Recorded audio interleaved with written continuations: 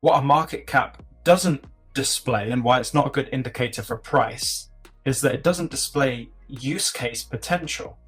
So when you look at a coin, okay, let's say Dogecoin, for example, a meme coin, the market cap's pretty accurate because it has no use case apart from the occasional place that take it as payment, but it has no like global use case like, for example, an XDC or an XLM or an XRP have.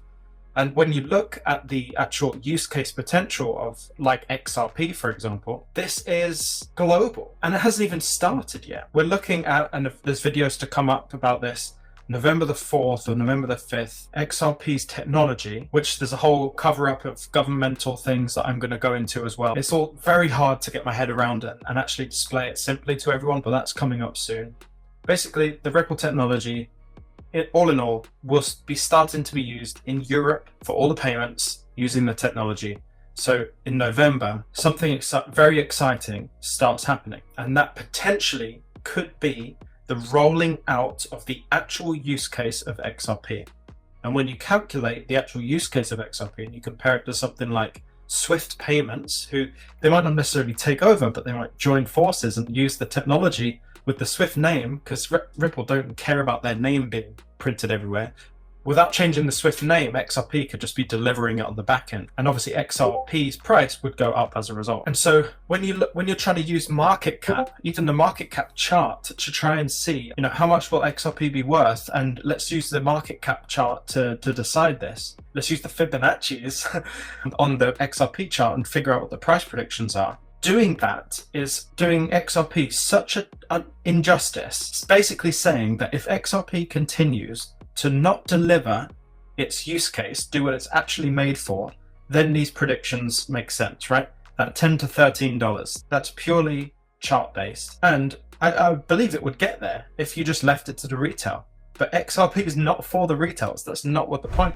XRP is hands down one of the most interesting cryptocurrencies in the market right now. And throughout the year, it has been gaining momentum in the financial sector for its ability to facilitate cross-border payments and currency exchange despite the looming SEC lawsuit. Ripple has been in the crypto game long enough to have gained the trust of several prominent financial institutions and governments. The kind of trust Ripple has built makes it a safer investment compared to other cryptocurrencies. And as more financial institutions buy into Ripple and its products, the value of XRP could substantially increase. I mean, if you were to make a good investment plan as early as now, XRP could support your retirement. As always, welcome back to Money Side, your favorite crypto news channel. If you're new here, welcome to the XRP Army. Hit that subscribe button and turn on notifications. That way you don't miss out on our daily crypto news updates. In more interesting news today, we have a retweet by digital asset investor from Brian Costello. One of the highlights of the video attached in that tweet is that we can catch on to the fact that the acting director of enforcement at the SEC, that's Gary Gensler, was the chief financial officer of Hillary Clinton's campaign. Well, the whole world is watching, and I think it's time that the SEC show us if we really have a country anymore.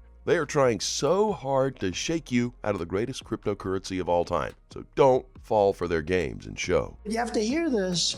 The head of the SEC was the chief financial officer of crooked Hillary Clinton's campaign. I said, who is he? He doesn't seem to be very reasonable. It's not even after me. They're after these poor guys. They said, we'd love to finance your SPAC. That's the end of that. They were served a subpoena because they're trying to silence us. But the head, think of it, the head of the SEC was the chief financial officer of crooked Hillary's campaign that she lost to us. And you won't believe this one, but Melissa Hodgman, I call her Melissa Hodgman Strzok, is the wife of the legendary Peter Strzok of the FBI. And she's the acting director of enforcement at the SEC. So think of this. Peter Strzok's wife is going... Now let's catch up on the lawsuit a bit. We've got some pretty interesting tweet here from Digital Asset Investor. It says, we've come a long way, and no telling how much taxpayer dollars has been spent by the SEC from the Bill Hinman lie under oath that the Ethereum free pass speech was his personal opinion. Coit Garrison knows something. So as we mentioned, you were working with Bill Hinman at the time that he made his speech saying that ETH was decentralized in his view. And that has actually been called into question under Chair Gensler. And I was wondering if you could talk a little bit about kind of what the thinking was that went into that speech saying that ETH was decentralized, and whether or not you think any factors have changed to call into question now whether or not it truly is decentralized. Sure. Yeah. So, I think it's very important to remember the securities law analysis under Howey, and everybody knows Howey now and the Howey test. I won't go into details. It's incredibly flexible and incredibly fact sensitive, right? And so the Bill Hinman Ether speech was an attempt at acknowledging that the facts do change as the product evolves, right? As something is, when it is sold, a certain set of promises might attach to an asset when it is sold and might make it a security. But over time, those promises might fall away and it might become a non-security and just a different asset. That acknowledgement, I think, is still very valid and still very real. I think it's a ongoing analysis that, people can raise questions all the time. That's part of the deal. But at the end of the day, that core concept, I think, is very alive and accurate, that the security label shouldn't have to follow an asset at all times. If there are no promises surrounding the asset, then it's curious to me how something could be in an investment contract. And so in your view, nothing has materially changed about Ether to call into question whether or not it is a commodity at this point? Oh, and meaning that you have a different view from Chair Gensler, or? Sure. No, I'm not familiar enough with his thinking. I'm not here to speak for Chair Gensler exactly why he's thinking or how he's doing his analysis. But I think it's just fair to say that the analysis is the same. The analysis has always been the same. The law has not changed, and I think we're all operating from the same law, which is a good starting point. And in a similar vein, there's another crypto asset, XRP, that has been going through a very long, drawn-out case with the SEC, which has charged it with being a security and with Ripple as issuing securities. What is your take on what might happen in that case? Sadly, I can't speak on it based on my work at the SEC, but like everybody else, I'll be watching to see how it unfolds.